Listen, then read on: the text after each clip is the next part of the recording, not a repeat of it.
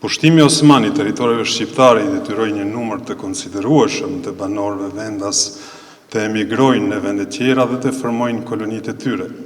Ky emigrim mori hovë pas vdekjes së Gjergj Kastriotit dhe u orientua kryesisht në Italinë e Jugut.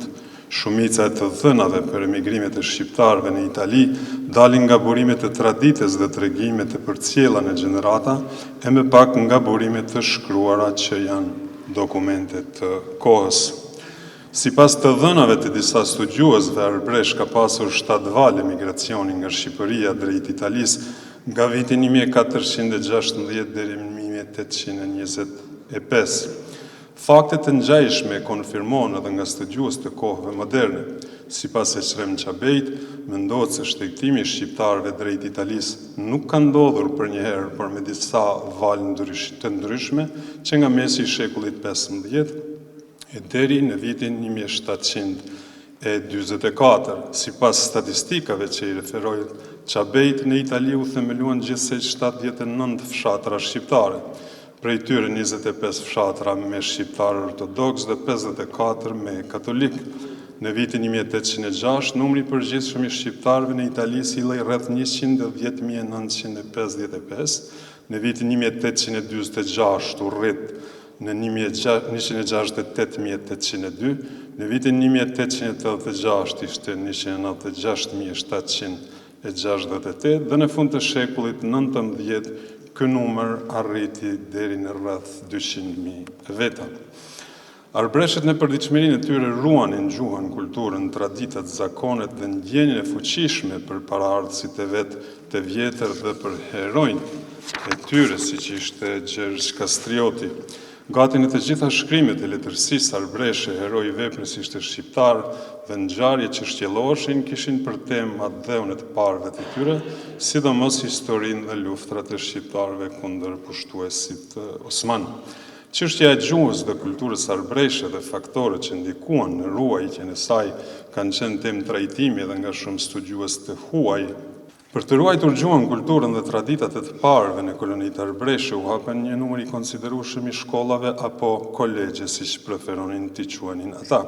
Shkollat u njohën edhe prej autoriteteve të larta të kishës katolike.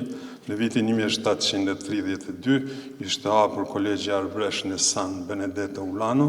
Ky kolegj pas 62 vjetësh me 1794 u transferua në San Demetrio, kurse në vitin 1734 u hap kolegji I Palermos. Këto kolegje nuk u krijuan vetëm për të shkolluar priftrin, por për të qenë edhe vatër arsimimit dhe kulturës arbreshe.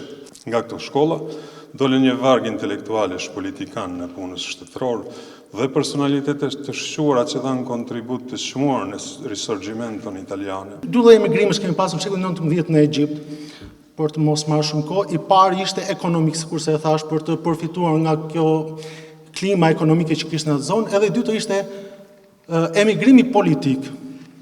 Po të kemi parasysh janë revoltat e xhontueshve, përplasja me sondimin absolutist Abdulhamitit dhe një periudhë e rëndësishme e elitave edhe shqiptare emigrojnë drejt Egjiptit. Do përmend vetëm 2-3 emra kryesorë këtu. I pari është Ismail Qemali që shkon 2 herë në Egjipt. I dyti është Fanoli, I cili shkon në vitin 1903 dhe nga Egjipti niset pastaj për me shkuar në Amerikë. Pra, deri diku kemi një emigrim ekonomik, kemi dhe një emigrim politik. Është shkruesi I himnit flamurit turqisë Mehmet Akif Ersoy, edhe ai shkon për çështje, po pra pak a shumë si tip aratie. Egjipti ishte një botë e sigurt për shqiptarët në atë periudhë. Lidhja me emigrimin e shqiptarëve nga Egjipti në Amerikë, pse është I rëndësishëm, do lidh me 2 gjëra. E para, në aspektin ato shkojnë për arsye ekonomike. Por këtu ka një problem, për arsye se Shqipëria nuk ishte shteti I pavarur në atë kohë. Një pjesë kryesore e këtyre personave që kishin emigruar në atë kohë nuk e shënonin veten si shqiptar, por për përfituar politikisht e shënonin veten si grek. Prandaj pjesë e mirë, sepse Greqia kishte shtetin e vet, mund t'u dilte mbrojtje, kishte privilegje, prandaj një pjesë e mirë e këtyre njerëzve nuk e të shkruajnë vetëm për shqiptarë, dhe këtu është edhe vështirësia jonë për të evidentuar saktësisht se cili ishte numri shqiptarëve që emigruan drejt asaj zone. Prania e shqiptarëve në Egjipt ose në Misir ishte një nga vendet më të pasura, siç e përmendi edhe kolegu I perëndurisë Osmane, nis që periudhën osmane të shekullit 15 dhe në vijim, por prezenca sigurisht që rritet sidomos në kohën kur pushtetin në Egjipt e mori Mehmet Aliu, i cili e drejtoi këtë vend nga viti 1805 në vazhdim, deri sa dinastia shqiptarëve drejton në vitin 1952 kur përmbys nga grushti ushtarak i shtetit i ndërmarrë nga Xhemal Abdel Naseri.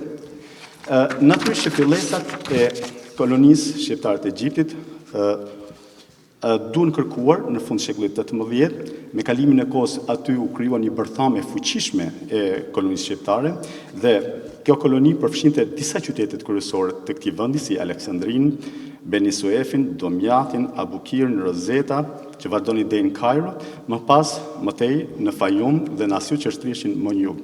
Megjithatë duhet theksuar se kolonia shqiptare e Egjiptit u dallua për vimtarinë e saj të dëndur gjatë rilindjes kombëtare shqiptare, ku nga mesi i saj dolën rilindësit e shquar, Timi Mitko, Spiro Dine, Loni Logori, Milo Duqi, Jani Vruo, Filip Shiroka, Andon Zako Qajupi, Sotir Koleja, Asanas Tashko e tjerë, duke përmendur edhe një sër mjekësh apo diplomatësh që ishin pjesë e plejadës që doli nga kolonia e shqiptarëve të Egjiptit. Natyrisht që këto dëshmojnë arritjet e mëdha që patin zhvillim kjo koloni,